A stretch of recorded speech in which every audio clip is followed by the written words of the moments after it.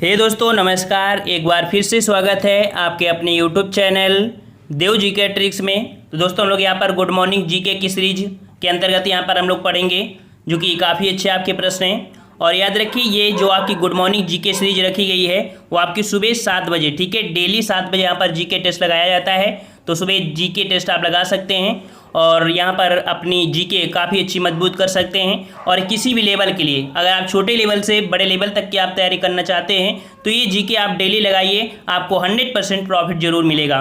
तो चलते स्टार्ट करते हैं। सभी को गुड मॉर्निंग एवरीवन, सभी को गुड मॉर्निंग। चलिए तो स्टार्ट करते हैं। सभी लोग जितने लोग जुड़ गए हैं वीडियो लाइक कर दें, दोस्तों को भी शेयर कर दीजिए।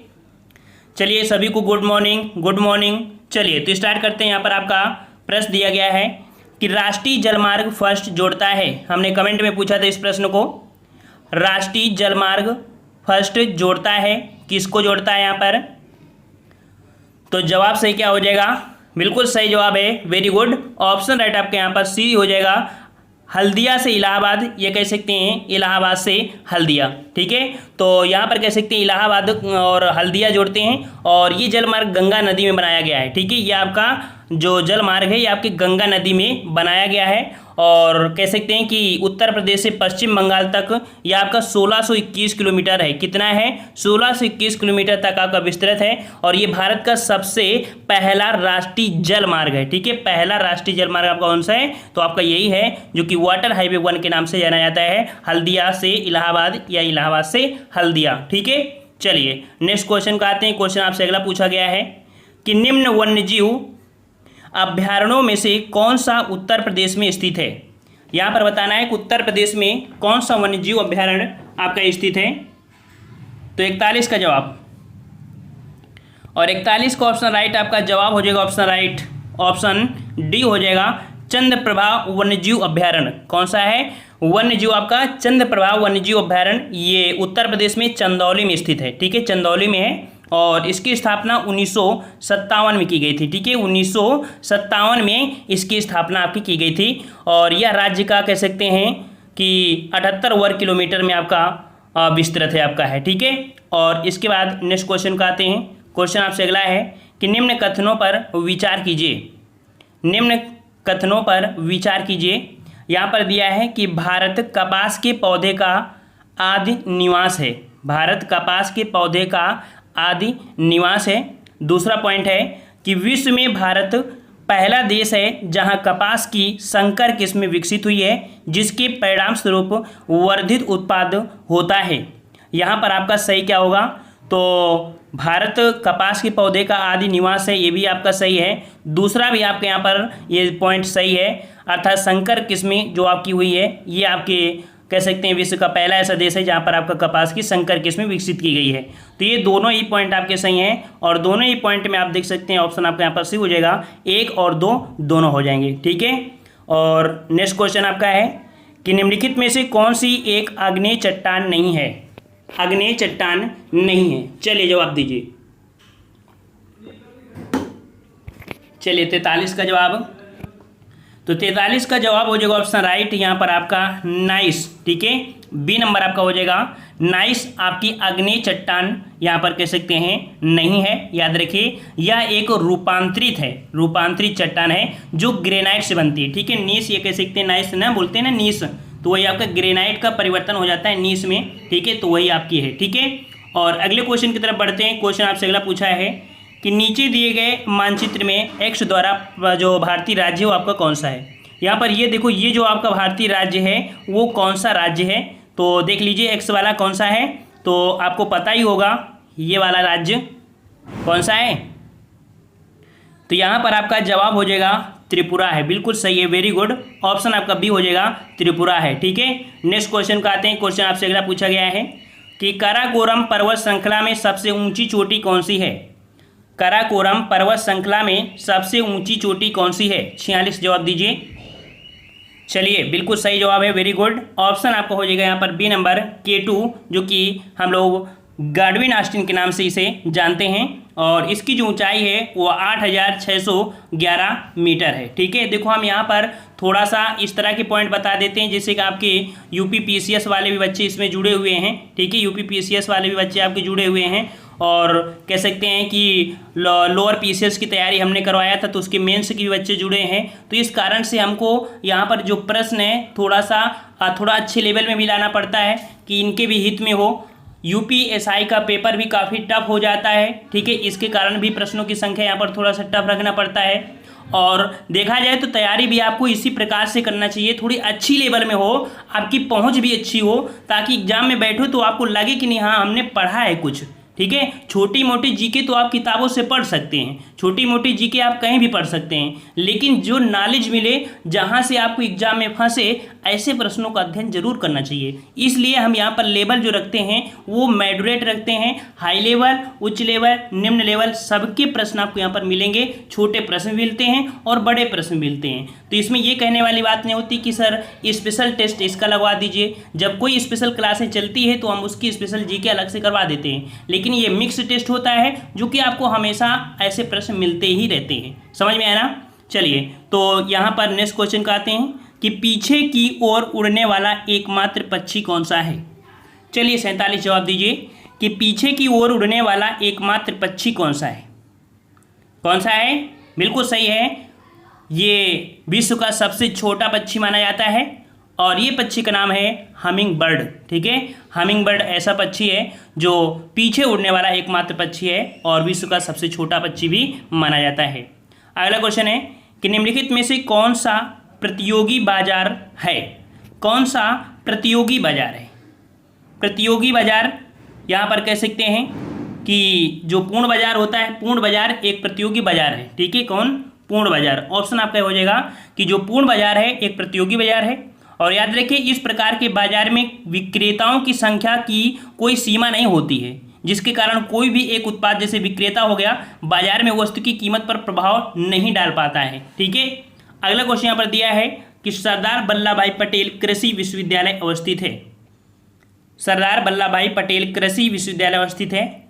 हमने इसे यूपी जीके में पढ़ाया था और जवाब यहाँ पर हो जाएगा बी नंबर, आपके मेरठ में, ठीक है। कहाँ पर है? तो आपके मेरठ जिले में स्थित है और इसकी स्थापना जो हुई थी वो सन 2000 में हुई थी, ठीक है, सन 2000 में की गई थी। और नेक्स्ट क्वेश्चन का आते हैं। क्वेश्चन आपसे अगला पूछा गया है कि निम्नलिखित में से कौन सा युग्म सही नहीं है। कौन सा युग्म सही नहीं है? देखिए यहाँ पर सानिया मिर्जा जो कि आपके टेनिस से संबंधित हैं, ये तो सही है। साइना नेहवाल बैडमिंटन से आपकी हैं। झूलन गोस्वामी आपके क्रिकेट से हैं। जीवा मिल्खा सिंह आपका शतरंज से दिया गया है। क्या सही है? ये सही है? नहीं सही है ना? तो यहाँ पर कह सकते हैं कि ये एक जीवा मिल्खा, सिर्फ मिल्खा सिंह होता तो अलग हो जाता, मिल्खा सिंह रेस से संबंधित हैं, लेकिन जीव मिल्खा सिंह हैं, ये एक प्रसिद्ध भारतीय गोल्फर हैं, ठीक है, गोल्फ खेलते हैं ये, ठीक है। और तो इस प्रकार से कह सकते हैं कि ये आपके 1998 में यूरोपियन टूर में शामिल होने वाले पहले भारतीय गोल्फर बने थे, ठीक है। तो याद रखिएगा यहाँ पर जू मिल्खा पूछा गया है। सिर्फ मिल्खा पूछता तो आपका रेस से संबंधी है ना, समझ में आ गया ना? तो आपका डी यहाँ पर युग्म सम्मिलित नहीं है। अगला क्वेश्चन यहाँ पर पूछा गया है कि बाढ़ सुपर थर्मल पावर स्टेशन किस राज्य में स्थित है। बाढ़ सुपर थर्मल पावर स्टेशन किस राज्य में स्थित है? BSTPS किस राज्य में है? तो याद रखिए ये बिहार राज्य में है। ऑप्शन आपका ये हो जाएगा, ये आपके बिहार राज्य में स्थित है और इस पावर स्टेशन द्वारा बाढ़ के पानी का उपयोग अपने रिएक्टर में किया जाता है, ठीक है। अगला क्वेश्चन यहाँ पर दिया है कि राष्ट्रीय जैव विविधता अथॉरिटी का मुख्यालय अवस्थित है। राष्ट्रीय जैव विविधता अथॉरिटी का मुख्यालय अवस्थित है कहाँ पर?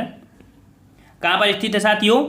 तो ये स्थित है आपकी चेन्नई में। कहाँ पर है? ऑप्शन बी हो जाएगा, चेन्नई में स्थित है। और इसकी जो स्थापना की गई थी सन 2003 में की गई थी, ठीक है, सन 2003 में की गई थी।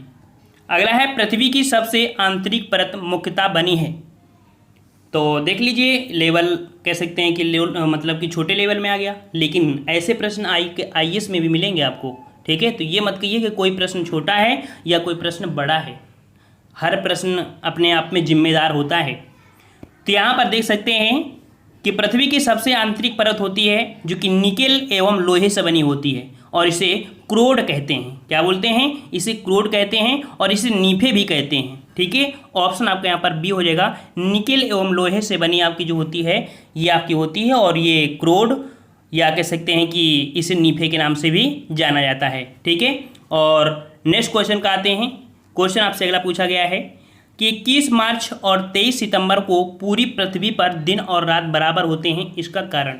तो सबसे पहला पॉइंट आपको यही याद रखना चाहिए कि विश्व में, ठीक है, पूरी पृथ्वी में दिन रात कब बराबर होते हैं, अर्थात 12 घंटे का दिन 12 घंटे की रात, ये आपकी कब होती है, तो 21 मार्च और आपकी 23 सितंबर। ठीक है, अब यहाँ पर इसका कारण क्या है ये समझना है। तो कारण इसका यहाँ पर पहला पॉइंट है कि सूर्य की किरणें विषुवत वृत्त पर सीधी पड़ती हैं और इस स्थिति में कोई भी ध्रुव सूर्य की ओर झुका नहीं होता है। बिल्कुल सही बात आपका कह रहा है कि जैसे आप पृथ्वी है और ये बीचों बीच है, यहाँ पर सूर्य का प्रकाश बराबर पड़ेगा तो आप कह सकते हैं कि दिन और रात बराबर होंगे। पहला ही पॉइंट आपका यहाँ पर सही है। ठीक है, और आगे पढ़ने की जरूरत नहीं है, आपको यहाँ पर ज्ञान लेना है। चलिए अगला है कि निम्नलिखित में से कौन सी एक आकृति नदी के निक्षेपण कार्य का परिणाम है, अर्थात निक्षेपण के द्वारा यहाँ पर बनी हुई है। तो निक्षेपण कार्य का जो परिणाम होता है ये आपकी होती है कौन, तो आपका ऑप्शन भी हो जाएगा बाढ़कृत मैदान। ठीक है, बाढ़कृत मैदान, ये जब नदी में अत्यधिक जलराशि, ठीक है, एवं परिवहन भार बढ़ने से निचले क्षेत्रों में अवसादों का निक्षेपण करती रहती है। ठीक है, और बाढ़ की समाप्ति के बाद नदी का जो तलछट होता है उस क्षेत्र में फैल जाता है, जिसे बाढ़ का मैदान कहते हैं। अगला क्वेश्चन यहाँ पर दिया है कि बेरिंग जलडमरू मध्य पानी का संकरा भाग है जो जोड़ता है। बेरिंग जलडमरू मध्य आपने पढ़ा होगा, और बेरिंग जलडमरू मध्य ये आपके कौन कौन से महासागर को जोड़ती है, 56 नंबर।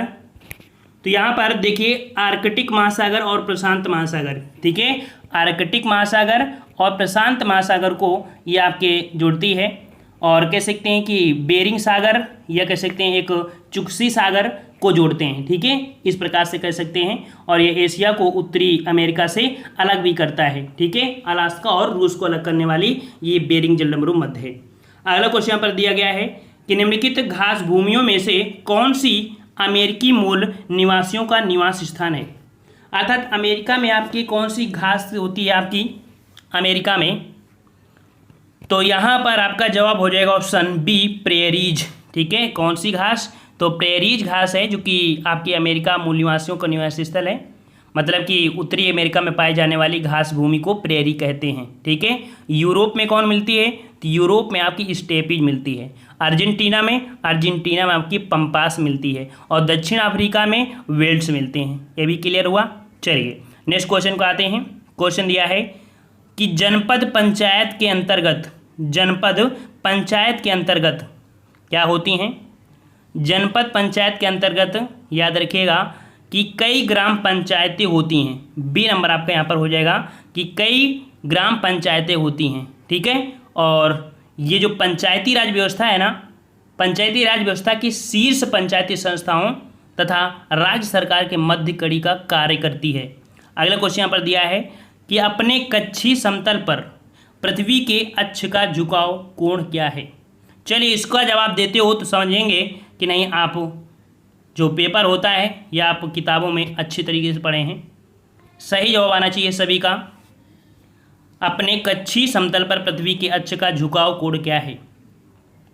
तो यहाँ पर याद रखिए ए नहीं होगा, क्या होगा, डी होगा, क्योंकि यहाँ पर अच्छी झुकाव नहीं बोला है, कच्छी झुकाव बोला है। ठीक है, कच्छी मतलब कि आपकी पृथ्वी होती है, इसमें से ये झुकाव जो आपका हो गया, ठीक है, बोलते ना ये पृथ्वी इतनी है तो ये तो 23.5 हो गया, लेकिन ये झुकाव आपका 66.5 हो जाएगा। ठीक है, ये झुकाव 66.5 हो जाएगा, वो उसे बोलते हैं कच्छी झुकाव। ये कच्छी है और ये अच्छी झुकाव है। समझ में आ गया ना, डी नंबर आपका हो जाएगा। अगला क्वेश्चन यहाँ पर दिया है कि रौलेट अधिनियम 1919 का विरोध किया गया था क्योंकि। देखो रौलेट एक्ट आया था, इसका विरोध क्यों किया गया था, इसका विरोध क्यों किया गया था, तो यहाँ पर देख सकते हैं चारों ऑप्शन है कि इसने अभिव्यक्ति की स्वतंत्रता जैसे मौलिक अधिकारों पर अंकुश लगाया तथा पुलिस को और अधिक अधिकार दिए गए थे। देखिए मतलब ये हुआ, इसका डी नंबर देखिए, ऑप्शन इसका डी होगा। अब समझिए कि इस विरोध का कारण क्या था, क्योंकि इसमें जो अभिव्यक्ति की स्वतंत्रता, मौलिक अधिकार, सभी प्रतिबंध लगाए गए थे। मतलब जो जीने की आज़ादी थी वो ख़त्म कर दी गई थी। पुलिस को ज़्यादा से ज़्यादा यहाँ पर अधिकार दिया गया था। वह किसी भी व्यक्ति को कभी भी किसी कारण से बिना किसी कारण के गिरफ्तार कर ले रहे थे। समझ में आया ना, कि किसी भी व्यक्ति को कभी भी कहीं भी और बिना कारण बताए गिरफ्तार कर लेते थे। इसलिए इस रॉलेट एक्ट का विरोध किया गया था और रॉलेट एक्ट का परिणाम यही रहा कि बाद में जलियांवाला कांड भी हो गया। ठीक है, इसी की चर्चा के लिए वहाँ पर कह सकते हैं कि सभा बुलाई गई थी। चलिए अगला है कि चोल साम्राज्य में सभा का सदस्य बनने के लिए निम्नलिखित में से कौन सी एक शर्त नहीं थी। चोल साम्राज्य, तो चोल साम्राज्य का सदस्य बनने हेतु जो आयु है वो 35 से 70 वर्ष के बीच हो, 35 से 70 वर्ष के बीच हो, 1.5 एकड़ भूमि का मालिक हो, अपना मकान हो तथा दैनिक मंत्रों का ज्ञान आवश्यक था। ये आपकी इसमें थी। यहाँ पर जवाब आपका ए कह सकते हैं, यहाँ पर गलत आपका दिया है। कितना होना चाहिए, 35 से 70 वर्ष होनी चाहिए था। ठीक है, और अगले पॉइंट की ओर आते हैं। पॉइंट अगला दिया है कि बौद्ध धर्म में बोधिसत्व थे। बौद्ध धर्म में बोधिसत्व थे। बौद्ध धर्म में बोधिसत्व जो थे वो आपकी कौन थे, तो ये थे आपके ऑप्शन राइट यहाँ पर ए नंबर, वे लोग जिन्होंने निर्वाण अर्थात प्रबोध प्राप्त किया हो। बौद्ध धर्म में बोधिसत्व वे लोग होते थे जिन्होंने निर्वाण प्राप्त कर लिया हो, उन्हें देवता की तरह पूजा जाता था। समझ में आया ना। और इसके बाद नेक्स्ट पॉइंट आपका दिया है कि गर्भगृह कुछ प्रारंभिक हिंदू मंदिरों का सबसे महत्वपूर्ण भाग था। गर्भगृह कुछ प्रारंभिक हिंदू मंदिरों का सबसे महत्वपूर्ण भाग था। तो कह सकते हैं कि ये आपके हैं कौन, तो वह स्थान जहाँ मुख्यतः देवी या देवता की मूर्ति को रखा जाता है। ठीक है, गर्भगृह किसे बोलते थे, वह स्थान जहाँ मुख्यतः देवी या देवता की मूर्ति को रखा जाता था। ये आप कह सकते हैं कि महत्वपूर्ण पॉइंट था। ठीक है, गर्भगृह। और अगला यहाँ पर पॉइंट है कि निम्नलिखित में से कौन सा एक उष्णकटिबंधीय घास स्थल है। यहाँ पर आपसे पूछा उष्णकटिबंधीय घास स्थल, उष्णकटिबंधीय घास स्थल। तो इसका जवाब आपको कमेंट बॉक्स में देना है, क्योंकि काफ़ी बच्चे वीडियो देखते हैं लेकिन अंत तक नहीं जाते हैं और इससे पता नहीं चलता कि कौन बच्चा देखा है या नहीं देखा है। जो बच्चा देखता है वो 100% कमेंट जरूर करता है। ठीक है ना, तो इसका जवाब आपको कमेंट बॉक्स में कमेंट करके बताना है। ठीक है, हम लोग मिलते हैं नए वीडियो में। और याद रखिए जीके जो आपकी होती है, आप देख सकते हैं कि काफ़ी अच्छे लेवल की आपको पढ़ा रहे हैं। आप किसी भी एग्जाम में बैठिए, आप किसी एग्जाम आने वाले यूपी पीसीएस में बैठिए, आने वाले लोअर मेंस में बैठिए, आप किसी में बैठ जाइए, आपको एग्जाम में मिलेंगे। छोटे लेवल से हाई लेवल में है। अब ये कोई हमसे मत कहा करे कि सर स्पेशल हमको यूपीएसआई की बताइए, यूपी स्पेशल हमको ये बताइए। आपकी यूपीएसआई की हमने क्लास आपकी फिक्स कर दिया है सुबह 10 बजे, तो आपको सुबह 10 बजे मिलेंगी। ठीक है ना। जब अलग अलग आपकी लेखपाल की हमने क्लास अलग से फिक्स कर लिया है तो अलग मिलेंगी। तो ये स्पेशल की बात क्यों करते हो, जब स्पेशल आपको जीके मिलेगी ही, लेकिन जो आपका सिलेबस है यूपीएसआई में उसको तो थोड़ा ख़त्म करें, तब जीएस लेके आएँ। अभी क्या मतलब है कि तुक्का मारते रहोगे, तुम्हारे सामने बैठे तो है नहीं है, कभी ए दोगे कभी बी दोगे। जब एग्जाम में बैठते हो तो एग्जाम में तो फेल हो जाते हो। अगर ओरिजिनल पढ़ाई करते हो तो आपको ये नहीं देखना चाहिए कि सर ये कौन सा लेवल का पढ़ा रहे हैं। जीके किसी भी लेवल की कहीं भी आ सकती है और अच्छे अच्छे के पसीने छूट जाते हैं यूपीएसआई में बैठने वाले बच्चे। यूपीएसआई में अच्छे अच्छे प्रश्न आते हैं, दिमाग खराब हो जाता है बच्चों का। जीके में पूरे पूरे पास होने के नंबर नहीं ला पाते हैं और जीके में फेल हो जाते हैं। तो ये मत कभी कहिएगा कि नहीं ये जो प्रश्न है हमारे कठिन है या हमारे सरल हैं, ये कभी मत कहिएगा, क्योंकि हम जो लेवल लेके आते हैं कोई लेवल आपको लेके नहीं आएगा। इस प्रकार के नंबर 1 की तैयारी हम आपसे करवा रहे हैं और काफ़ी बच्चे जुड़े हैं। ये सबूत है कि आप कमेंट बॉक्स में पूछ लीजिए कि कौन बच्चा कितने दिन से जुड़ा हुआ है और कौन बच्चा किस में सिलेक्टेड है। आपको कमेंट आ जाएंगे कितने बच्चे सिलेक्टेड हैं और हमारे चैनल से कितने दिन जुड़े हुए हैं। समझ में आ रहा है ना। तो इसलिए हम लेवल के पढ़ाते हैं, थोड़ा सा एग्जाम के लिए। बेवकूफ़ बनाना हो तो हम भी लेके आएंगे। राष्ट्रगान कब आया, वंदे मातरम कब आया, फूल कब आया, ये सब हम पढ़ा देंगे, लेकिन ये काम में नहीं आने वाले हैं। आने वाले भविष्य के लिए आपको कुछ अच्छी तैयारी करना चाहिए, भविष्य को उज्जवल बनाने के लिए। ठीक है, मिलते हैं नए वीडियो में। तभी सबको लिए धन्यवाद। जय हिंद, जय भारत।